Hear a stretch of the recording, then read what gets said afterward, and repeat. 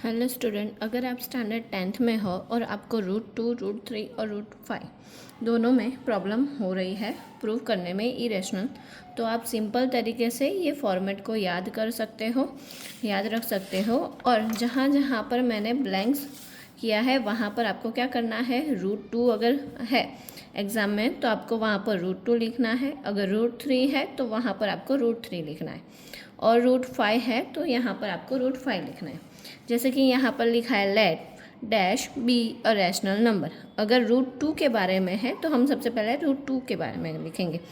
सो √2 यहाँ पर हम लिखेंगे। फिर यहाँ पर भी लिखा है dash a is equals to a upon b, a and b are coprime number and b does not is equals to 0। √2 है तो यहाँ पर भी क्या आएगा, √2, और यहाँ पर भी क्या आएगा, √2। अब यहाँ पर लिखा है स्क्वायरिंग बोथ साइड, तो यहाँ पर भी क्या आएगा, √2।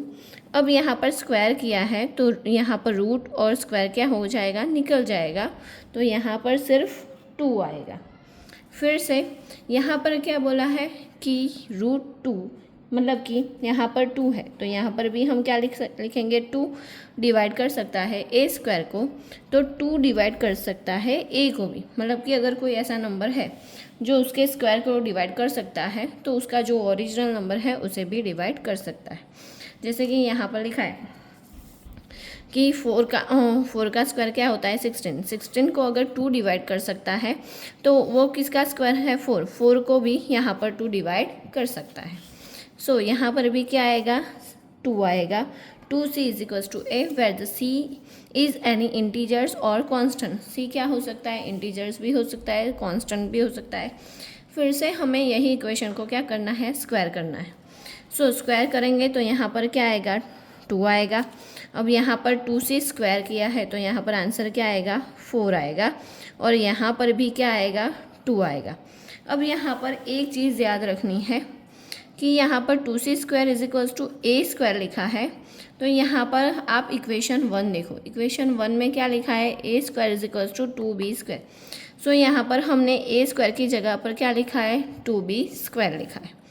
यहाँ पर भी क्या आएगा, 4, मतलब कि 4 डिवाइड बाई 2, क्योंकि ये 2 मल्टीप्लाई में है, सामने जाएगा तो डिवाइड हो जाएगा।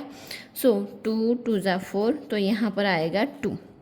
अब यहाँ पर भी क्या आएगा, 2, और यहाँ पर भी आएगा 2। सो लास्ट में हमें 2 सेंटेंस लिखने हैं और यहाँ पर लिखना है √2 इज़ अ इरेशनल नंबर। मतलब कि आप ये एक फॉर्मेट से आप 3 सम कर सकते हो।